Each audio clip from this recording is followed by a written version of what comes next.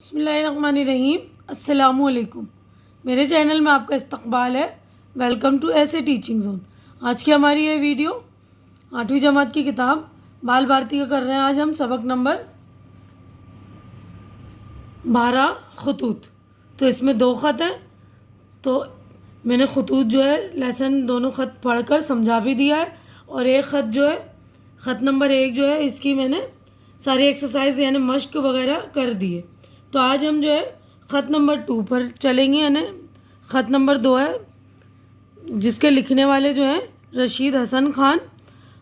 رشید حسن خان نے فاروقی صاحب کو یہ خط لکھا ہے، جس میں انہوں نے 2 خط کے جواب میں یہ لکھا ہے کہ میرے پاس جو ہے اجلاس میں حاضر ہونے کے لیے انہوں نے معذرت کی، اور یہ لکھا ہے کہ میں جو یہاں پر پردیس میں ہوں اور میرے پاس گھر ور نہیں ہے، تو میں مزدوروں کے ساتھ جو ہے لگا ہوا ہوں۔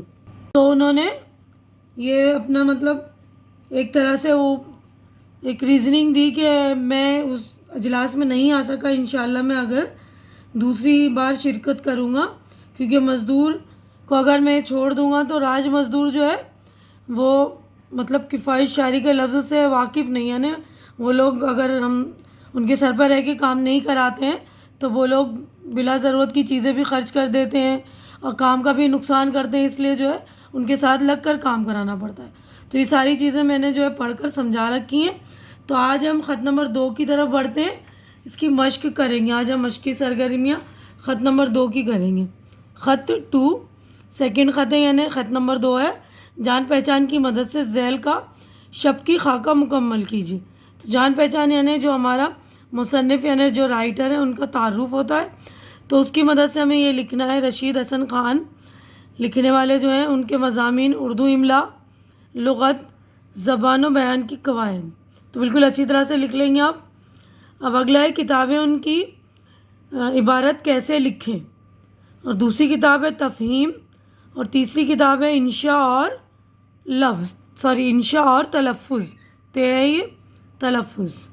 اب ان کی زندگی کے بارے میں پیدائش 10 جنوری سن 1930، مقام شاہجہاں پور، وفات 26 فروری 2006، اور ان کے وفات کا مقام بھی جو ہے ان کا شاہجہاں پوری ہے۔ شناخت ان کی ہے، محقق ہیں وہ، مدون اور ماہر لسانیات۔ ٹھیک ہے، تو بالکل اچھی طرح سے چیک کر کے لکھ لیں گے، میں نے پڑھ دیا ہے، آپ لوگ بالکل اچھی طرح سے کر لیں گے۔ اب آگے بڑھتے ہیں، ہم دیکھیے ایک جملے میں جواب لکھیے۔ تو پہلا سوال ہے فاروقی صاحب نے مصنف کو کب خط لکھا۔ تو میں نے جواب آپ لوگ کے لیے ریڈی کر دیے ہیں، تو آپ لوگ جواب دیکھیں۔ اس سے پہلے جو لوگ میرے چینل میں نئے ہیں یا جو لوگ میرے چینل پر پہلی بار وزٹ کر رہے ہیں، تو پلیز آپ لوگ میرے چینل کو سبسکرائب کر لیجئے، کیونکہ آپ لوگ چینل سبسکرائب کرتے تو ہماری حوصلہ افزائی ہو جاتی ہے۔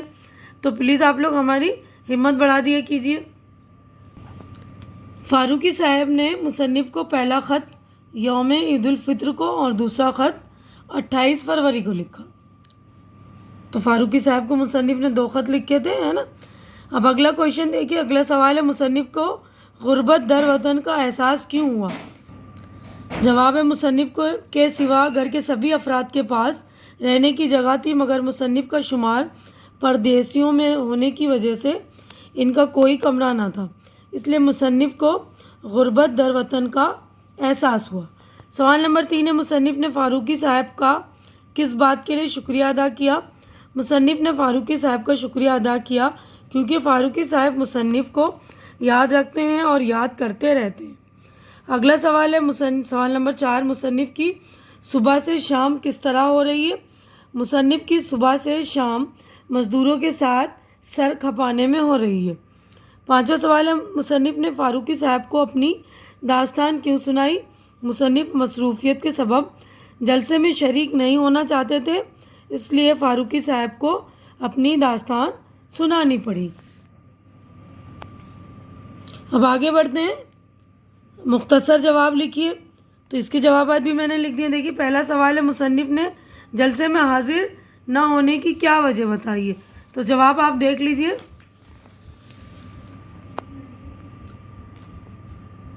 مصنف کا شمار پردیسیوں میں ہوتا رہا، گھر کے تمام افراد کے پاس رہنے کی جگہ تھی، مگر مصنف کے نام کا کوئی کمرہ نہیں تھا۔ ان کی کتابوں کے بنڈل بندھے پڑے تھے، ان کو بھی رکھنے کی جگہ نہ تھی، اس لیے انہیں مجبوراً کمرہ بنوانا پڑا۔ مزدوروں کے ساتھ انہیں صبح سے شام تک لگے رہنا پڑتا تھا۔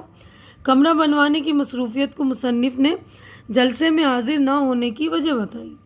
اگلا سوال ہے، مصنف کو علیحدہ کمرہ بنانے کی ضرورت کیوں پیش آئی؟ گھر کے تمام افراد کے لیے اٹھنے بیٹھنے کو جگہیں تھیں، مگر مصنف کے پاس کوئی کمرہ نہ تھا۔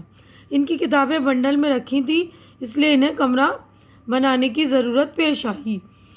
دیکھیے مختصر کے ہمارے 2 سوالات ہو گئے۔ اگلا سوال ہے، درج ذیل خاکہ مکمل کیجیے۔ تو خط مکتوب نگار، جو لکھنے والے ان کو کہتے ہیں مکتوب نگار، اور جن کو لکھا جاتا ہے وہ مکتوب علیہ۔ تو لکھنے والے جو ہیں رشید حسن خان، اور جن کو خط لکھا گیا وہ ہے پروفیسر نثار احمد فاروقی۔ اب اگلا کویشچن ہے، وسعت میرے بیان کی، اپنے پاس تو دست خالی کی لکیریں ہیں، اس جملے کی استحسانی وضاحت کیجیے۔ یعنی ہمیں یہ اس جملے کی وضاحت کرنی ہے، تو یہ میں وضاحت کر رہی ہوں، آپ دیکھ لیجئے۔ تو دیکھیے جواب ہے، مصنف نے اپنی تنگ دستی کو شاعرانہ انداز میں بیان کیا ہے۔ مصنف کو مجبوراً مکان بنوانا پڑا، ورنہ ان کی معاشی حالت ایسی نہیں تھی کہ کوئی مکان تعمیر کروا سکے۔ جوں تو کام شروع ہو گیا، مگر صبح سے شام تک مزدوروں کے ساتھ سر کھپانا پڑ رہا تھا تاکہ کفایت شاعری کے ساتھ کمرہ تیار ہو جائے۔ اب آگے بڑھتے ہیں اگلے سوال کی طرف۔ تو دیکھیے اگلا سوال ہے ہمارا، درج ذیل جملے کی وضاحت کیجیے۔ تو اس کی بھی وضاحت کرنی ہے، اس جملے کی بھی۔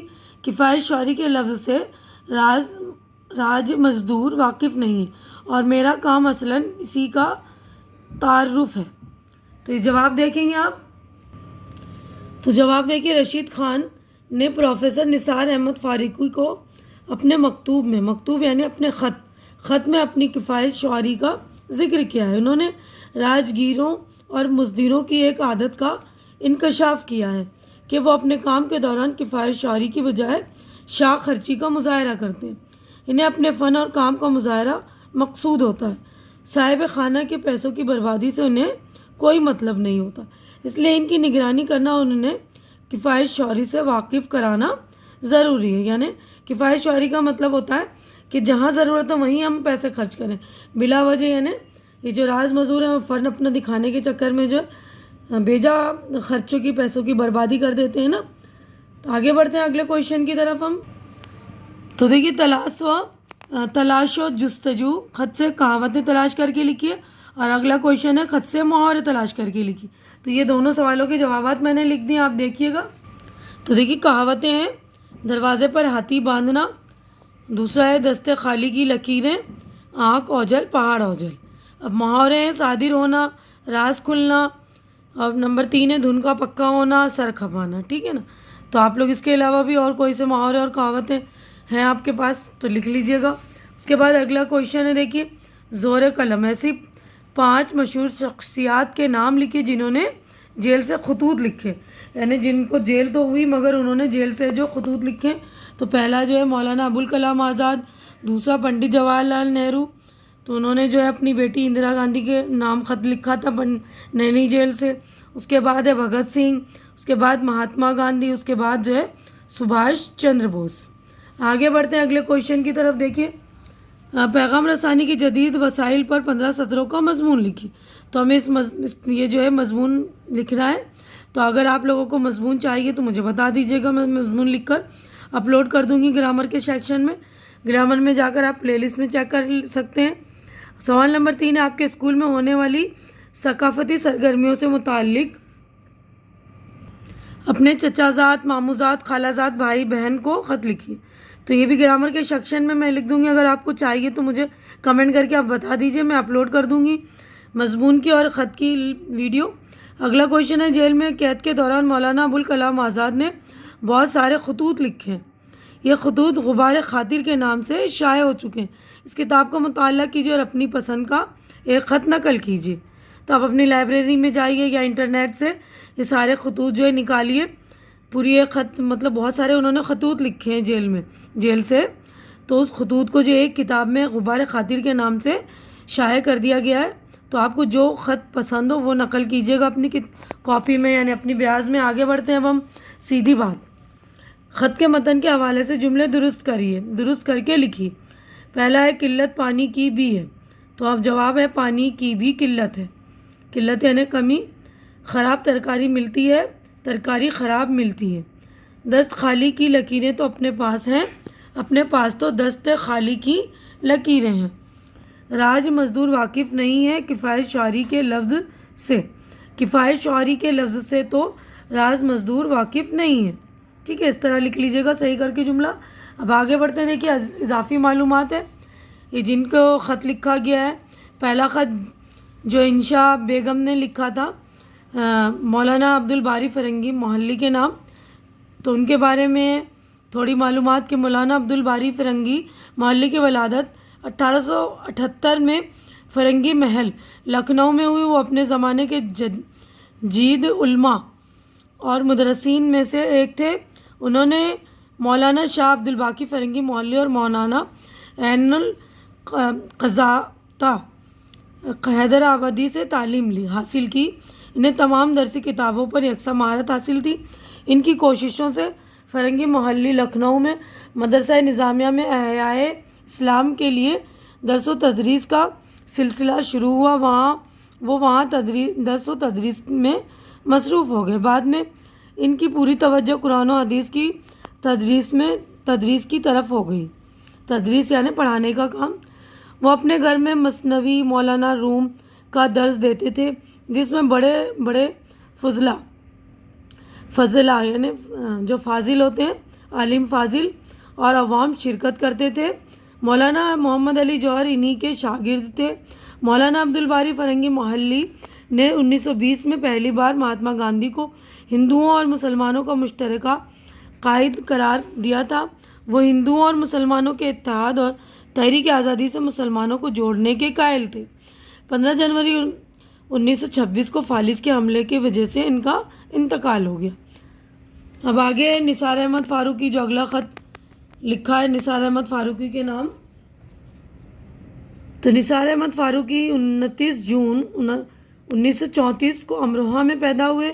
گھر میں عربی، فارسی، اردو کی تعلیم حاصل کرنے کے بعد علی گڑھ مسلم یونیورسٹی سے عربی میں ایم اے اور جامعہ ملیہ اسلامیہ سے پی ایچ ڈی کیا اور وہیں عربی کے پروفیسر اور بعد میں صدر شعبہ عربی منتخب ہوئے. ان کو فارسی اور عربی زبان کی خدمت کے لیے کئی اعزازات سے نوازا گیا. اعزازات یعنی انعامات. ان کو پنجابی، انگریزی، ہندی اور اردو زبانوں پر بھی دسترس حاصل تھی، یعنی ان کو ان زبانوں پر مہارت تھی. 28 نومبر 2004 کو نئی دلی میں ان کا انتقال ہو گیا. تو یہیں پر میں اپنی ویڈیو کو مکمل کر رہی ہوں کیونکہ ہمارا چیپٹر یعنی خط نمبر 2 بھی مکمل ہو گیا. تو امید کرتی ہوں کہ آپ لوگوں کو میری یہ ویڈیو اچھی لگ رہی ہوگی. اچھی لگ رہی تو اسے لائک کیجیے، زیادہ سے زیادہ شیئر کیجیے تاکہ جو ضرورت مند ہو ان کی ضرورت پوری ہو سکے. اور میرے چینل کو سبسکرائب کر کے آپ لوگ میری حوصلہ افزائی کیجیے. ہماری اگلی ملاقات اگلی ویڈیو میں ہوگی انشاءاللہ. تب تک آپ لوگ اپنا خیال رکھیے، مجھے دعاؤں میں یاد رکھیے. اللہ حافظ.